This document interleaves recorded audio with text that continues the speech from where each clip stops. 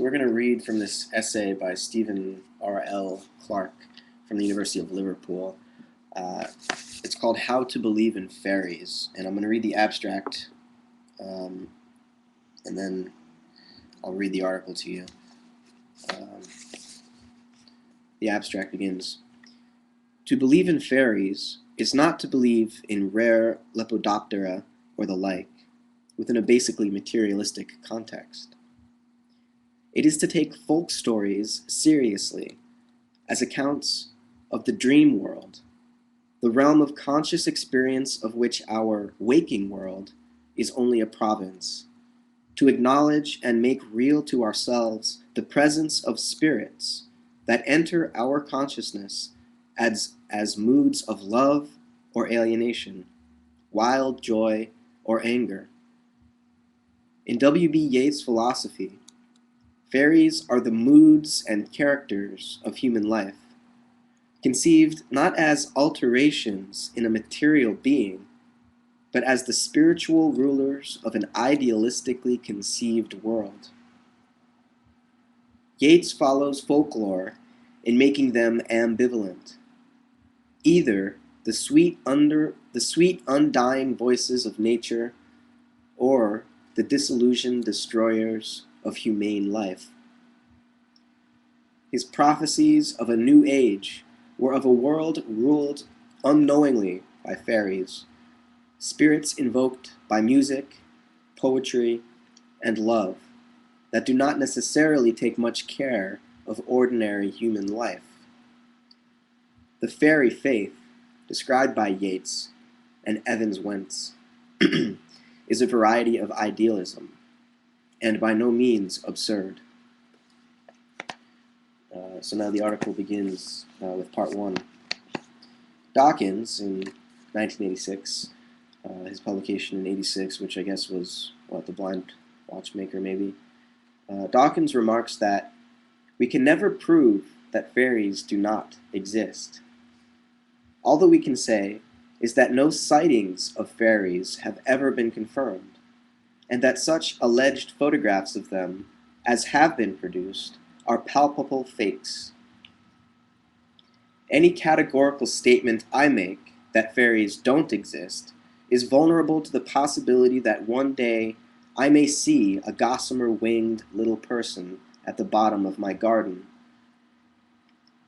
It may reasonably be inferred from what he goes on to say. This is, the Dawkins quote is ended. This is Clark picking up.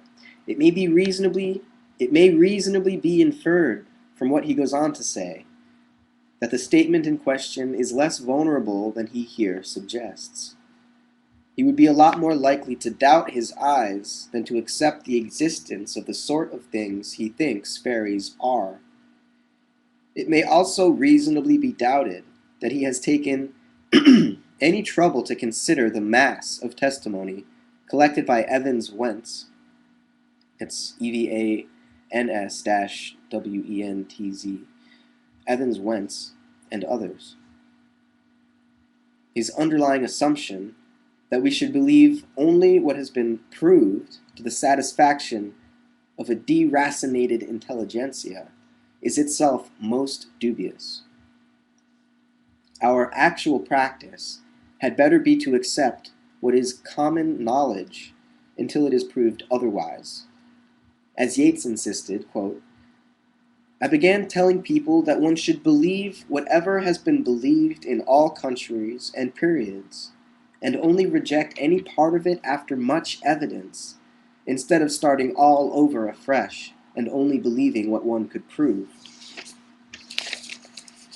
And again, quote, "They are surely there, the divine people, for only we who have neither simplicity nor wisdom have denied them. And the simple of all times, and the wise men of ancient times, have seen them and even spoken to them." End quote. All that from Yeats. Oh, he goes on, quote, "Of the two, I would rather have to maintain that we ought to begin with believing everything that is offered to our acceptance, than that it is our duty to doubt of everything. That was Newman, not Yeats. But now Yeats goes on. Quote, profound philosophy, Yeats agreed, must come from terror. An abyss opens beneath our feet. Inherited convictions, the presuppositions of our thoughts, drop into this abyss. End quote. But those dreadful doubts are precisely metaphysical and another story. My present concern is not with the rules of evidence and the degree to which seeing is believing, but with what it is to believe in fairies and the like. What, in Evans Wentz's phrase, is, quote, the philosophy of the belief in fairies. Belief itself, of course, is not easily defined. Yeats denied that he believed in the actual existence of his circuits of sun and moon, regarding them as, quote, stylistic arrangements of experience. But what is belief if not the structure we propose for our experience? What is belief but the structure we propose for our experience? But what is belief if not the structure we propose for our experience? I like that sentence.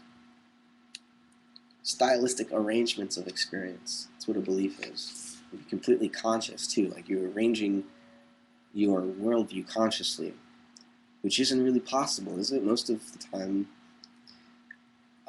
the imaginary background to all of our conscious thoughts is unconscious, because it's the background. But anyways, not all belief is absolute against all possible counter-evidence, nor is all belief emotional. Dawkins assumes, as he also assumes of an infinitely greater matter, namely God, that believers must be supposing, without adequate evidence, that there are locatable creatures having certain natural characteristics which would require explanation within a scientific and evolutionary theory. One can easily write stories, and science fiction writers often have, in which it turns out that there are beings of whom one may truly say a great many of the things that have been said about God. The gods, fairies, dragons. In some of the stories, it will be suggested that it was indeed those beings that lay at the historical root of what has been fabulously reported. Consider Frank Herbert Chen. Yo,